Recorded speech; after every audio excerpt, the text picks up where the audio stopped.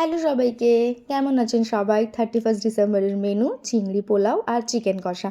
প্রথমেই সরি বলে নিব, কারণ ছোট বাচ্চা থাকার কারণে প্রত্যেকটা ক্লিপ একদম পরিষ্কার করে আমি নিতে ভুলে গেছি, কখনো রেকর্ডিং বাটনটা অন করতেই ভুলে গেছি। তো আমি মুখে পুরোটাই বলে দেওয়ার চেষ্টা করব। তো প্রথমেই আদা রসুন ছাড়িয়ে নিয়ে সেটা বেটে নেব, এবং বেটে নিয়ে মাংসতে আদা রসুন হলুদ নুন লঙ্কা গুঁড়ো মিশিয়ে রেখে দিয়ে মাংসটা ভাজার জন্য কড়াইতে তেল দিয়ে নেব, এবং তার সাথে সাথে টমেটো পেঁয়াজ আদা রসুন সব কিছু একদম চপড করে নেব। এই রান্নার মধ্যে কোনো বাটা মশলা যাবে না, সব কিছু এই চপড মশলা দিয়ে আমি করব।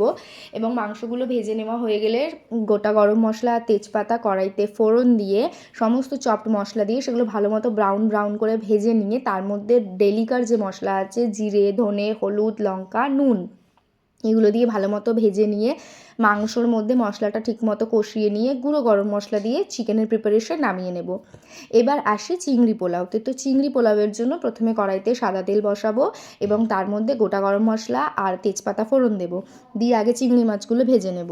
চিংড়ি মাছগুলো ভাজা হয়ে গেলে সেগুলো তুলে রেখে যে কুচনো পেঁয়াজ রয়েছে সেটা খুব ভালো মতো বাদামি করে ভেজে নিয়ে তার মধ্যে আদা আর রসুন এই পেস্টটা দেবো, দিয়ে ভেজে নেব। দিয়ে গোবিন্দভোগ চালটা যেটা হলুদ দিয়ে মাখিয়ে রেখেছি সেইটা কড়াইতে দিয়ে সেটাকেও একদম শুকনো করে ঝরঝরে করে মেখে নেব।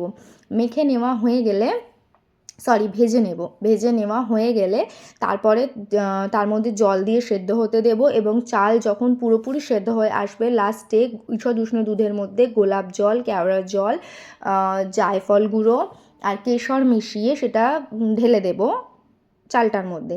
এবং তার মধ্যে একটু মিষ্টি মিষ্টি হবে চিংড়ি পোলাও, তো একটু বেশি পরিমাণে চিনি দিব, আর তার সাথে দিব কয়েকটা চিরা কাঁচা লঙ্কা।